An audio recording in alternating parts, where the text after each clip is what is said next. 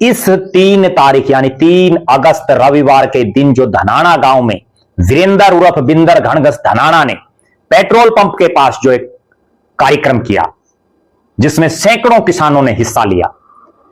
जताई सुखपुरा से लेकर के मित्ताथाड़, गुजराणी, घुसकानी से लेकर के और आसपास का यह पूरा इलाका, इन किसानों की आवाज उठाने के लिए पहुंचे दीपेंद्र हुड्डा और जयप्रकाश जेपी। और बाकायदा दीपेंद्र सिंह हुड्डा ने मंच के माध्यम से सरकार को ललकारा कि भले ही हमारा राज नहीं आ पाया, लेकिन किसानों की अनदेखी, किसानों के साथ अन्याय सहन नहीं होगा। उन्होंने प्रदेश और केंद्र सरकार से मांग की कि इस पूरे इलाके को बाढ़ग्रस्त इलाका घोषित किया जाए, ताकि यहां केंद्र सरकार की तरफ से स्पेशल जो है काम हो।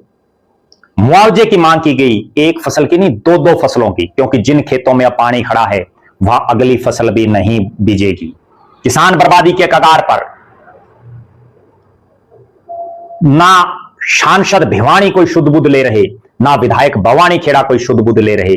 ना यहां से सिंचाई मंत्री तोशाम के विधायक श्रुति चौधरी कोई शुद्ध बुद्ध ले रही, पब्लिक हेल्थ के मंत्री रणबीर गंगवा कोई शुद्ध बुद्ध नहीं ले रहे, बिजली मंत्री,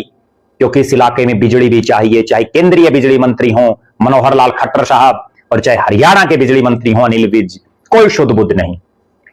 मच्छर भिनभिना रहे हैं, महामारी फैलने का भय है, लेकिन स्वास्थ्य मंत्री आरती सिंह राव भी कोई इस इलाके की तरफ नहीं शुद्ध बुद्ध ले रहे। अगर किसी ने यहां के किसान की, यहां के ग्रामीणों की आवाज बढ़ने का काम किया तो वो किया विपक्ष की सबसे बड़ी आवाज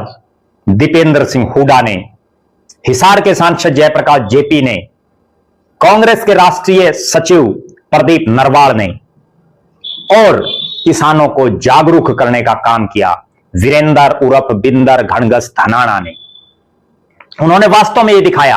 कि जो कांग्रेस को ग्रामीण जिला प्रधान बनाना है, जो गांव का प्रधान बनाना है, वो किसी गांव का वो शख्स हो जिसको खेती किसानी का बारीकी से पता हो, जो खुद किसान का बेटा हो, जो किसान के दुख और दर्द को समझता हो। और इस कार्यक्रम के बाद धनाना गांव में, धनाना, तालू और पुर, 3 गांव में दीपेंद्र सिंह हुड्डा और जयप्रकाश जेपी ने दौरा किया, बीजेपी सरकार को कुंभकर्णी नींद से जगने का आह्वान किया। और इन 3 गांव के दौरे के बाद